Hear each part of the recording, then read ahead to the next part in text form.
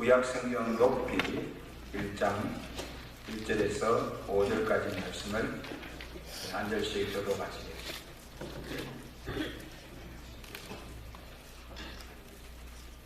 760페이지. 우스 땅에 욥이라 불리는 사람이 있었는데 그 사람은 온전하고 정직하여 하나님을 경외하며 악에서 떠난 자더라. 그의 아들 7과 딸 셋이 태어나니라. 그의 소유물은 양이 7,000마리요 낙타가 3,000마리요 소가 500결이요 암나귀가 500마리며 종도 많이 있었으니 이 사람은 동방 사람 중에 가장 훌륭한 자라.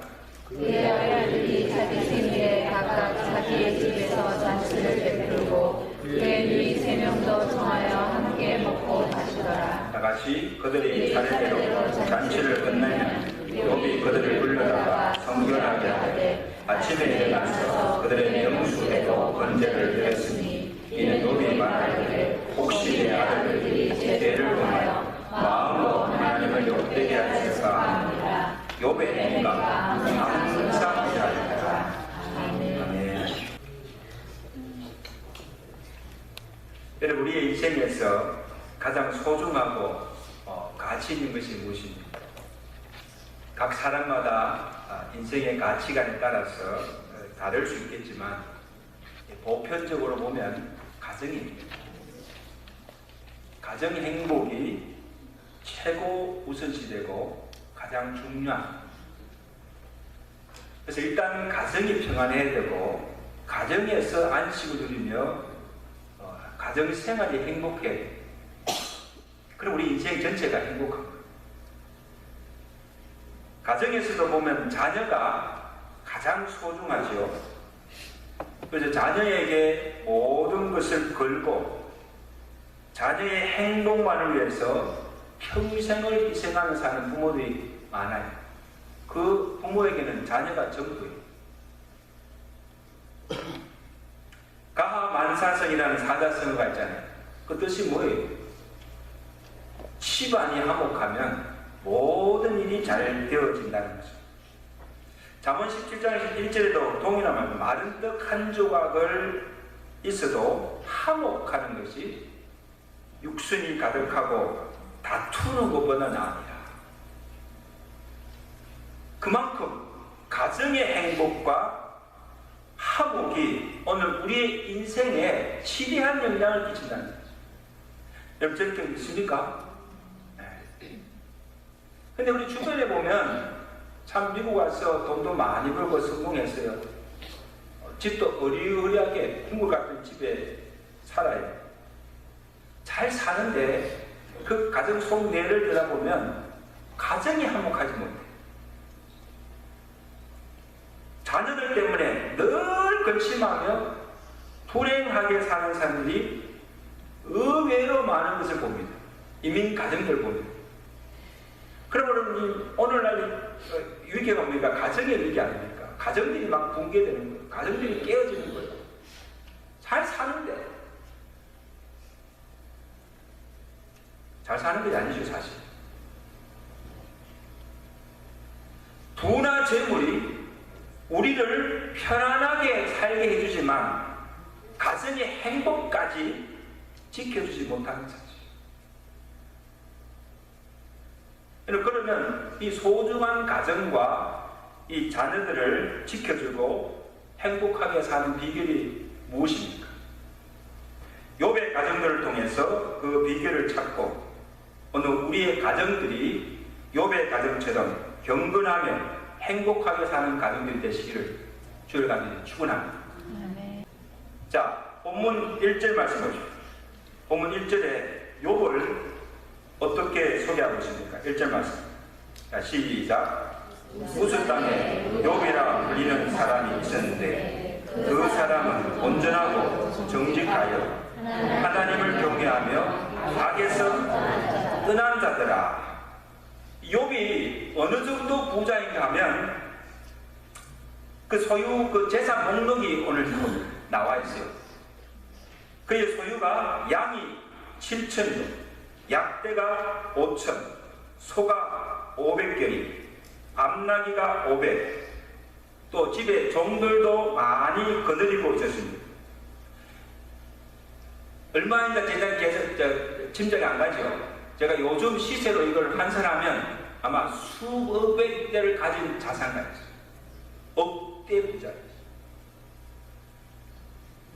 그리고 자녀복도 있어요. 자녀도 많은데 아들이 7, 딸이 3이에요. 그러니까 대가족이에요. 우리 집이 10남매, 9남매. 근데 우리 가족보다 더 많아요. 자, 근데 부자이면서도 잘 살면서도 온 가정이 화목하고 자녀들도 다 잘 되고 행복하게 사는 가정임을 성경이 우리에게 보여줍니다. 근데 그보다도 더 귀한 것은 욥 자신만 아니라 온 가정이 여호와를 경외하며 경건하게 살아가는 믿음의 가정이라는 사실. 어느 정도로 그렇게 사는가, 어느 정도인가 하면 사탄이 욥이나 그의 가정을 보고 시기할 정도로, 그리고 하나님께서도 욥의 신앙을 보시고 기뻐하시고 그의 믿음을 칭찬하신 것을 보게 됩니다. 이런 8절을 한번 보세요. 8절 같이 하십시오. 8절. 1장 8절.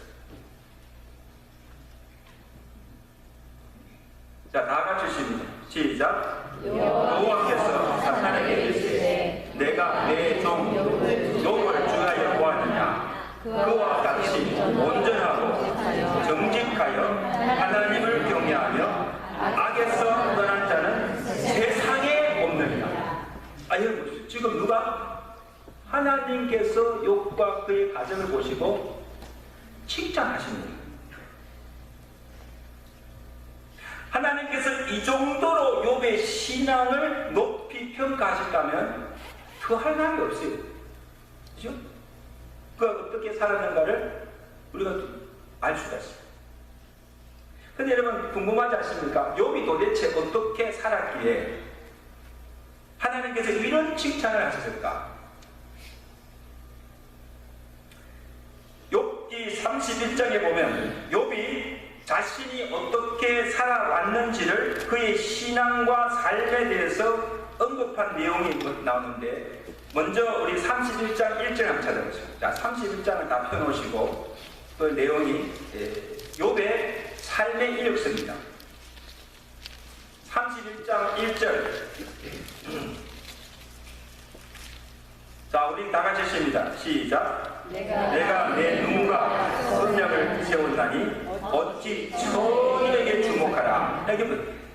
여기 보시면 지금 여기서 하는데 그 다음 이 밑에 구절 보면 만일 내 마음이 여인에게 유혹되어 이웃의 문을 엿보아 문에서 기다렸다면 그것은 참으로 엄난한 일이니 멸망하도록 사는 불이니 나의 모든 소출을 뿌리째 뽑기를 바라느라. 이 말은 뭔가 하면 욥이 성적으로 성결된 삶을 살았다는 것입니다. 딴 여자에게 눈짓하지 않고 바람 피우지 않았다는 거예요. 남편으로서의 정조를 지켰다는 거예요. 한 년만에 사랑했다는 거예요. 여러분 오늘날 가정들이 왜 붕괴됩니까? 왜 이혼이 납니까? 왜도 성격으로 타락하는 거예요. 가정들이. 여러분 성적으로만 성결한다고 한다면요, 그래도 그 가정을 지킬 수가 있어요. 31장 5절에 보면 만일 내가 허위와 함께 동행하고 내 발이 속임수에 빨랐다면 하나님이 나를 공평한 저울에 달아보시고 판단을 하시기를 원하노라. 다시 말하면 남을 속이지 않고 정직하게 살았다는 것입니다. 아멘. 여러분 욥이 그 많은 부와 재물을 모은 것도 제가 볼 때는요, 사기치거나 남을 속이거나 불의로 모은 재물이 아니라는 것입니다. 이런 불의로 아무리 많은 재물을 모아서 부자 된다는 해서 그게 축복입니까?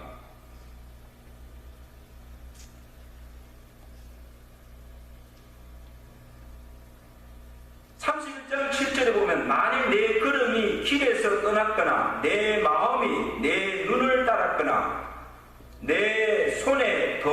것이 묻었다면 그가 내 길을 살피지 아니하겠느냐? 내 걸음을 다 쇠지 아니하겠느냐? 하나님께서 보는 앞에서 그가 행하는 모든 것이 거룩하고 의롭게 살았다는 것입니다. 죄를 떠나서 거룩한 삶을 살았다는 것입니다. 할렐루야. 하나님이 내 가는 길을 보지 않느냐? 하나님께서 내 행하는 그 모든 일을 살피지 않고 있느냐? 그만큼 하나님 앞에서 깨끗하게 살았다는 사실. 여러분, 사실 이렇게 사는 것이 쉽지 않습니다. 우리 사람들은요, 사람이 보이지 않으면 마음껏 죄를 짓잖아요.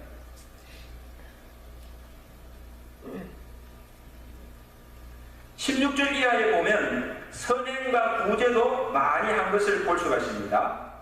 시간 관계상 다 읽을 수는 없지만 내용을 간추려 보면 가부와 고아들을 돌봐주고 빈궁한 자들을 도와주고 보지 못하는 소경의 눈도 되어주고 절뚝발이의 발도 되어주고 빈궁한 자의 아비도 되고 뭐 계속해서 나와요. 정말 이를 보면 욥은 자기만의 행복만을 위해서 산 자가 아니라 자기 가정의 행복만을 위해서 산 자가 아니라 주변의 가난하고 불우한 이웃들에게 자선을 베풀며 그들 돕고 섬기는 삶을 살았다는 사실.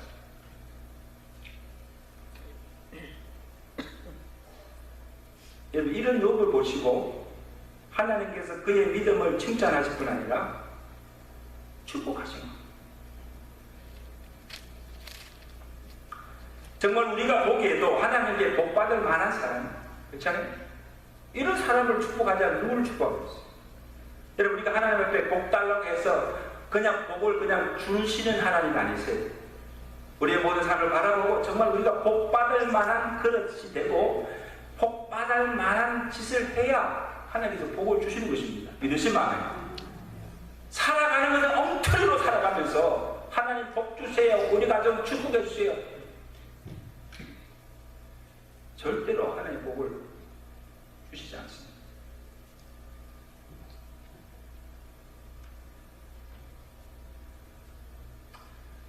정말 오늘 우리가 보기에도 하나님께 복 받을 만한 사람이고 그의 가정 또한 부를 것이 없는 정말 하나님께 복을 받고 사는 행복한 가정임을 우리가 볼 수가 있습니다.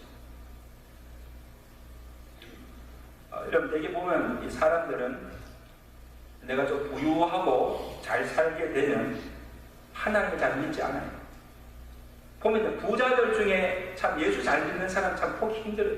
예수님께서 괜찮아요. 부자가 하늘나라에 들어가는 것이 낙타가 바늘기로 들어가면 더 어렵다. 이 말은 뭡니까?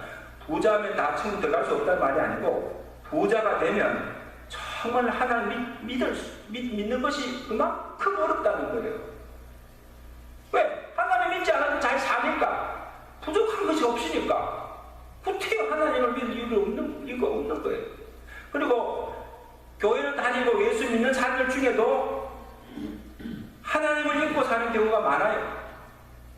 잘 먹고 잘 사는 것은 좋은데 교만하여 하나님을 망각하고 살기 쉽고 죄악길에 빠지기 쉽고 도색에 빠지고 엄란에 빠지고 방탕하게 살다가 결국 가정도 깨어지고 인생도 망치는 그런 경우들이 얼마나 많습니까?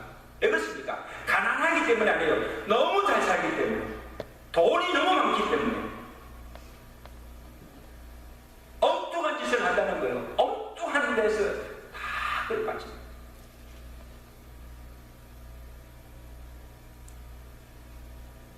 욥과 같이 아무리 부유하고 잘 살아도 하나님 믿지 않고 하나님을 잘 경외하고 믿음으로 살면 이보다 더 큰 축복이 없는 줄로 믿습니다.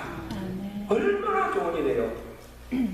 땅에서 정말 남부립지 않은 삶을 살면서 동시에 하나님도 잘 믿고 경외하며 살아간다면 이보다 더 큰 축복이 없다는 사실.